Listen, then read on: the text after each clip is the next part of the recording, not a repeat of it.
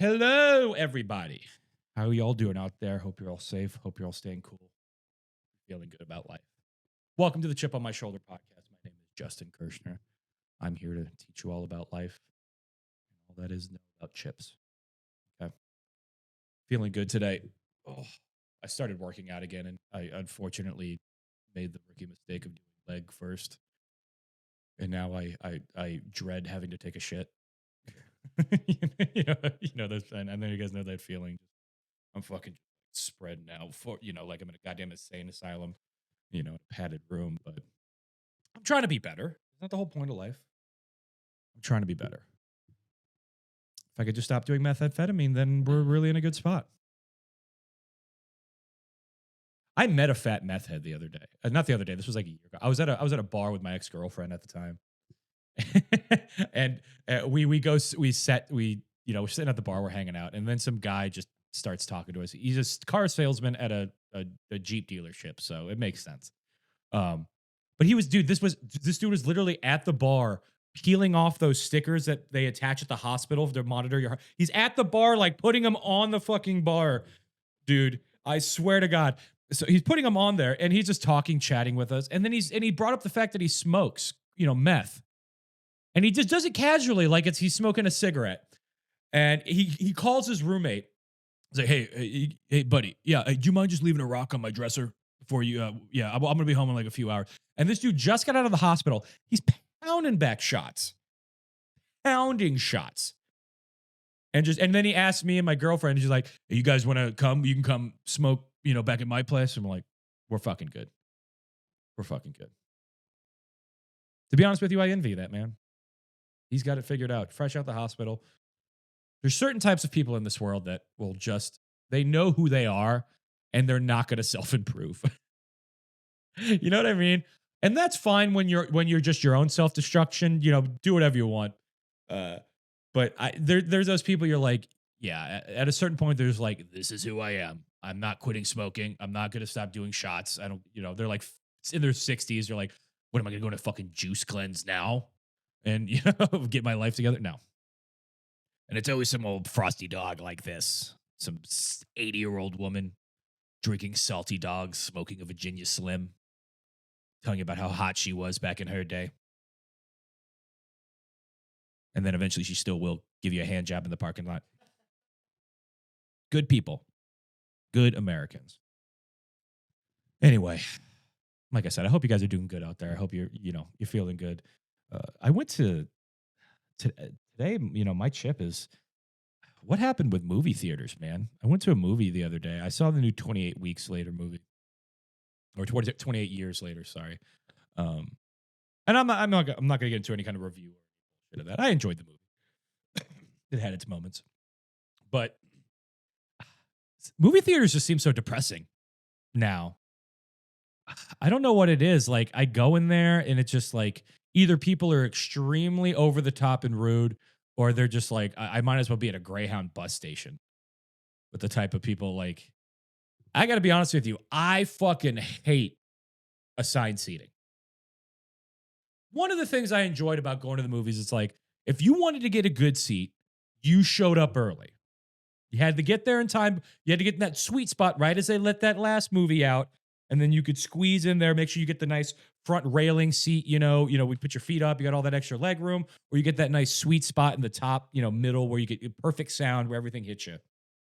Assigned seating, I know I don't know, COVID did all of this. I understand. This one wasn't a nefarious, decision by some company, but it's like, I got mad the other day because when I was going to see the movie, I was buying the tickets online. You could see who all bought the seats, and it was a pretty full theater. So all the primo seats were taken, but I found an okay one in the back, kind of to the left or whatever.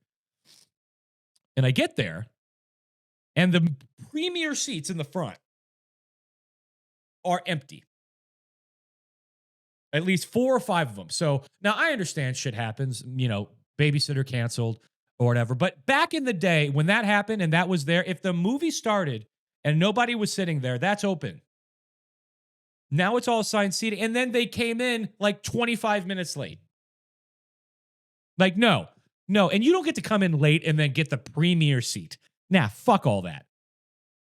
You're just sitting there stepping on, sticky, soda, popcorn, some 15-year-old jizz because, he was trying to hook up with his girlfriend in the back of the dark theater. We've all been there. We had our teenage years.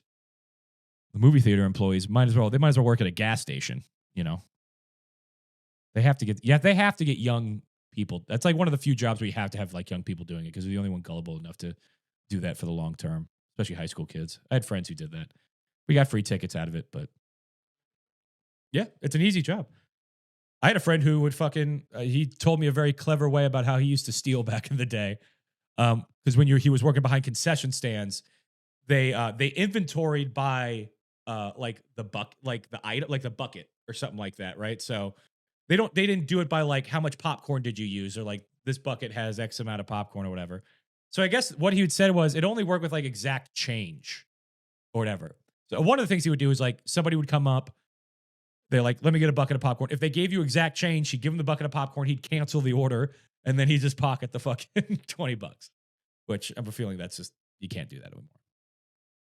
I don't know. I mean, movie theater it used to be an experience in this country. I mean, I don't think people realize back in the 80s, late 70s and early 80s, when cinema blew up, how vast and how wide that spread everywhere. That even I was doing stand up in Springerville, Arizona. Okay, just for reference, this is a town of 2,000 people. It has 2 bars, a general store, and some knickknack shops. But what does it also have? A movie theater playing the new Lilo and Stitch movie. It's a small movie theater, but you can go into most small towns in America and there'll be a small theater showing new movies. It used to be such a cultural event and people would get excited. Now, like I said, I might as well be at a fucking Walmart right before it closes. That's what it feels like. And I'm not even talking about the movies themselves. I mean, those are hit or miss. I've seen some good movies and stuff come out over the past few years. I'm talking about the experience of the theater. And we all know that everything's expensive, And now I've noticed Harkins by my house. I think it's Harkins. I don't think it's AMC. They started serving alcohol at the thing. Of course, you're spending $16 for a fucking beer. But you're like, hey, I'm at the movie. Who gives a shit? Which is so dumb. You know how much you could just sneak in shooters.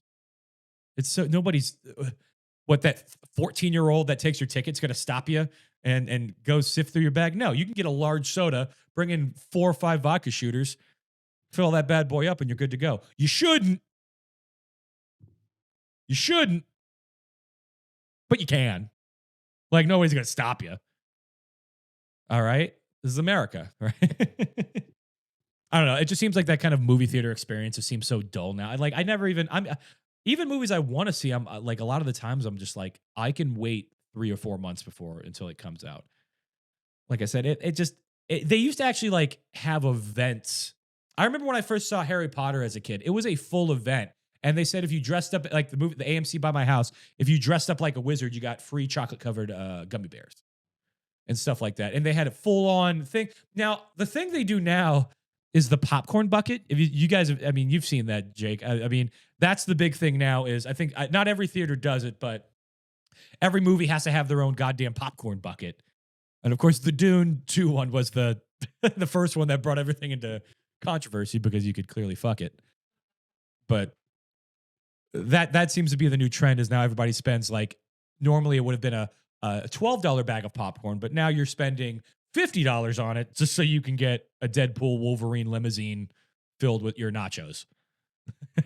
Which is that even a collector's item? Do people like nobody? It's a cool thing. It's a funny thing to have, but it's only for you. But it's like nobody collects these. And I don't think they're going to be worth, or maybe I'm wrong. In like 10, 15 years, I'm gonna like what I thought Pokemon cards was when I was a kid. And now it's like a $500,000 Charizard, which I traded for a Butterfree at a summer camp when I was a kid. And looking back on it, it was probably the biggest mistake of my life and one of my biggest regrets. And I ran over a guy once. So that says something. Okay. Desolate. YMCA camp up in Prescott, Arizona. That guy had my Charizard. I wanted a Butterfree so bad, but what's wrong with me? And another thing too, when it comes to movies, can we stop with these musicians' biopics? We're done. Not everybody, even a famous musician who's traveled, not all of their lives are so interesting they need to be a movie. Okay? Some people, yeah, like I saw Jeremy Allen White's about to do the Bruce Springsteen movie. And I can already guess what's going to happen. It's going to show him being a blue collar worker in a big town when he's young, struggling, trying to play. He's going to get hard. He's not going to, he's going to show the struggles in his life. Maybe it's love, maybe it's loss or whatever.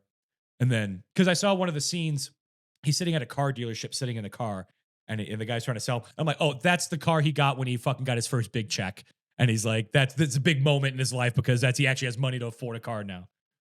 And then what's going to happen? It'll show him slowly rising. It'll show him stadiums. And then guess what's going to happen? A tragedy is going to happen in his life. Either somebody he loves or care about dies, or a loss of a love or something. And it's going to show how he struggles and how he deals with it. Then they're going to show how he persevered. And now he's playing fucking Born to Run in front of, Wembley Stadium or whatever. And no disrespect to Jeremy Allen. I like him. He's a good actor. I'm a big fan of The Bear. I saw him on Shameless. He's been in countless other things. I couldn't tell you. But I do think he's a good actor. But it's like every year, it seems like for the past 20 years, every year they've come out with like 2 or 3 biopic movies. And I'm like, you got to realize, like, the life of that rock, like, most of the time it's got to be like, yeah, it's exciting. You're on tour. I'm in Japan today. I'm in Germany the next day, and you do all these things. But it's like, yeah, they play their show, they leave. They generally go back on the plane to go to their next fuck because they got a 14-hour flight to their next show or whatever.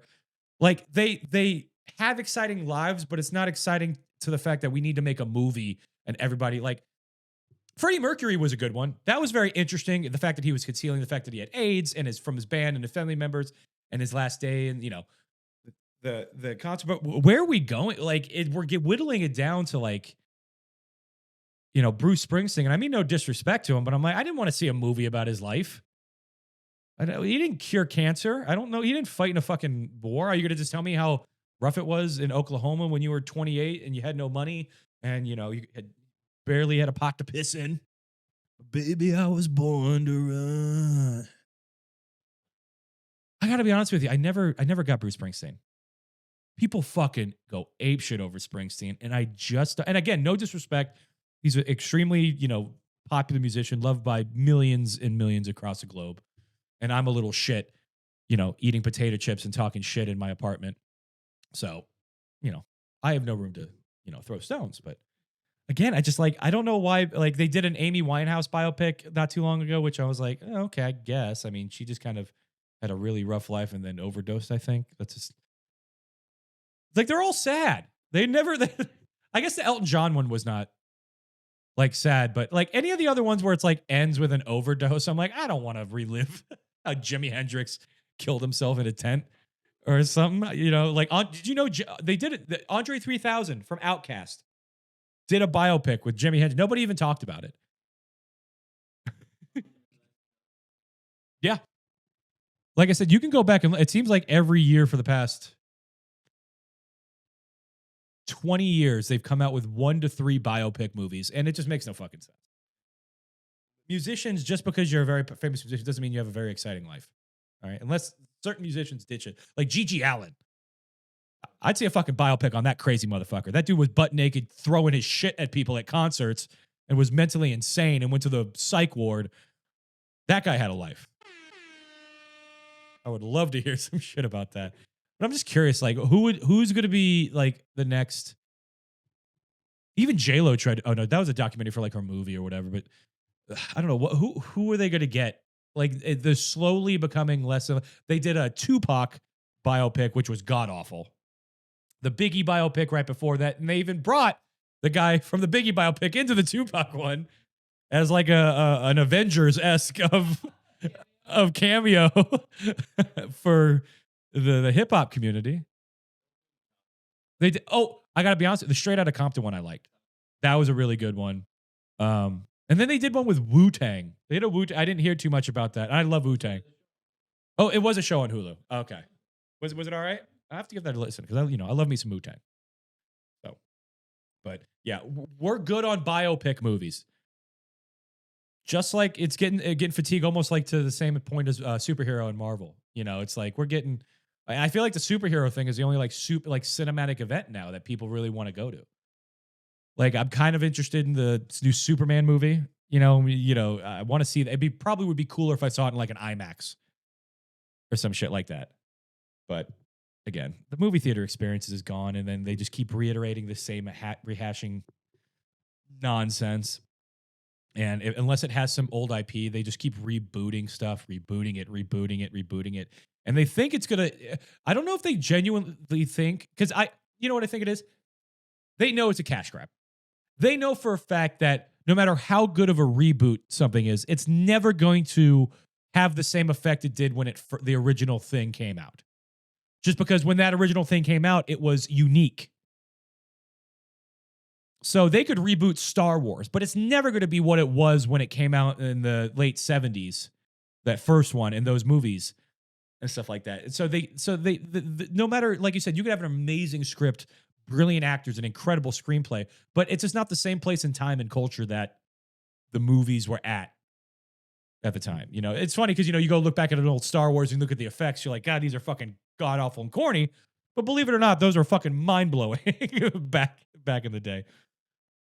It's the same thing when you go watch I don't know if you ever saw an old like 30s and 20s movie when they thought, well, like what their humor was. Like people laughed at this shit. Like what a comedy movie. It's just people falling.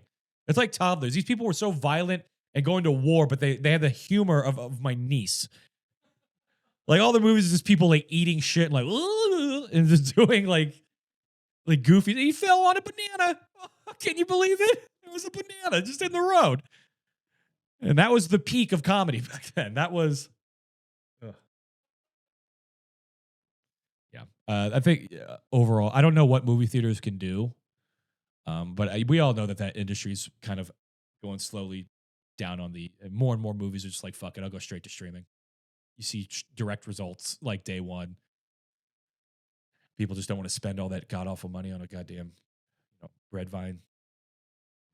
But hey, that's just one man's 2 cents. Okay. All right, guys. I'm excited for this one. We got another spicy chip coming up here.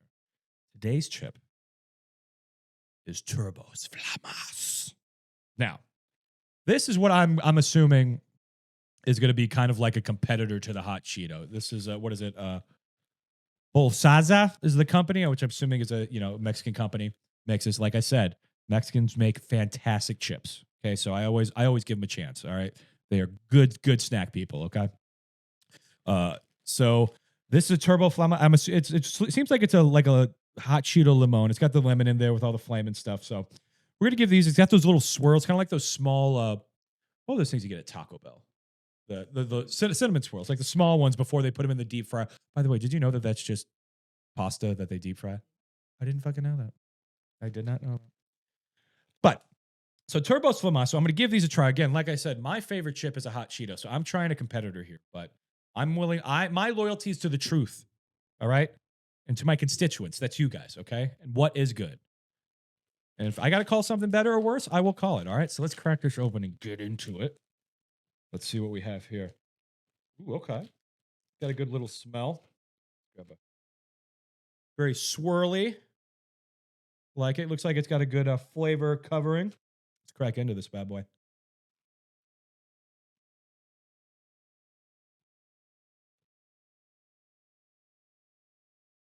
That's good.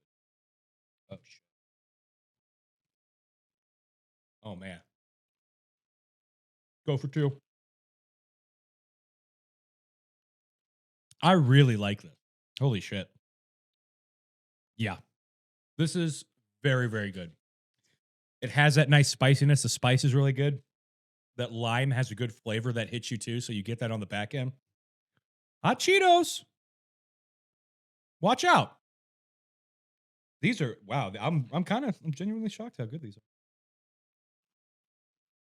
Oh yeah. I could see myself putting a little nacho cheese on top of those. These are wonderful. Oh yeah. And the swirl itself, it's actually a lot softer than you'd think. You'd think being a swirl would be a lot more hard of a chip, like a Taki or something. But it's a very, very soft corn. I don't even know what it is, to be honest with you. I have no idea. Is this actually food? I don't even know if this is actually literal human. Like it could be anything, but anything is delicious. Mm. Yeah. Oh yeah, turbo flamas. I'm assuming that means turbo flames in Spanish. I'm a little rusty, but, you know. I'm giving this. I'm giving this a 4 or 5. This is a good chip. I'm putting that up there, very close to my hot Cheeto, my other hot Cheetos. Okay. No disrespect. I know the hot Cheetos you've been putting in the work for me, but that is a good chip. I'm surprised more people don't. And this is a pretty common chip. I've seen these around. These aren't ones that you have to go to kind of like a weird specialty shop to get. But I'm surprised more people don't use these. You know, like when anybody like goes out on they have food trucks now, and I think this is kind of this is such an American thing. They have food trucks now that you go and you bring your own chips, and they will go and fill in whatever you want on them.